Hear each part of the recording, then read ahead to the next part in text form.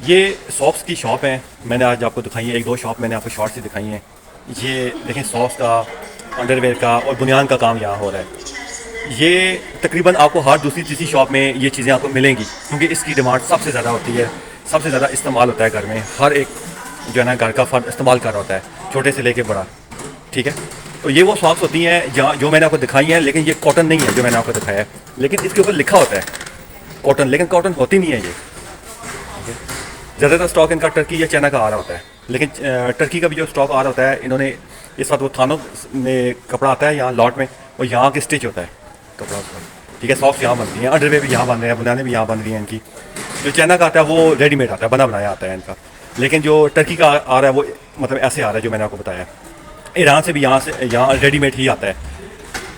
अब ये अब ये जो वीडियोस मैं आपको बना के बता रहा होता हूँ, बिज़नेस पॉइंट्स, बिज़नेस कौन कौन से हैं यहाँ, ज़्यादातर गारमेंट्स में मैंने फोकस रखा होता है। उसकी क्या वजह होती है, गारमेंट्स में मैं इसलिए ज़्यादा फोकस कर रहा होता हूँ क्योंकि गारमेंट्स की यहाँ डिमांड ही बहुत ज़्यादा है।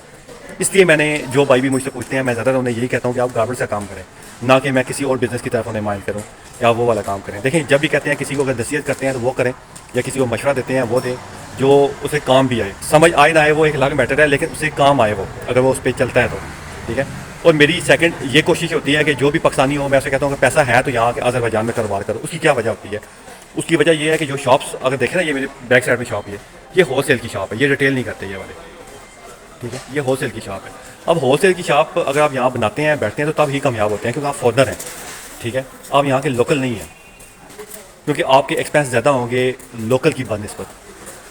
ठीक है, अब जो बिजनेसमैन है वो ये चीज़ें समझते हैं बाबू भी, क्योंकि आपका स्टॉक आता है उस पर टैक्स देते हैं, यहाँ आपने टैक्स देना ही देना है। अगर लोकल टैक्स कम देता है, लेकिन आप कम नहीं दे सकते टैक्स, आपको कायदा फॉलो किया जाता है, आपकी हर एक चीज़ आप चेक की जाती है।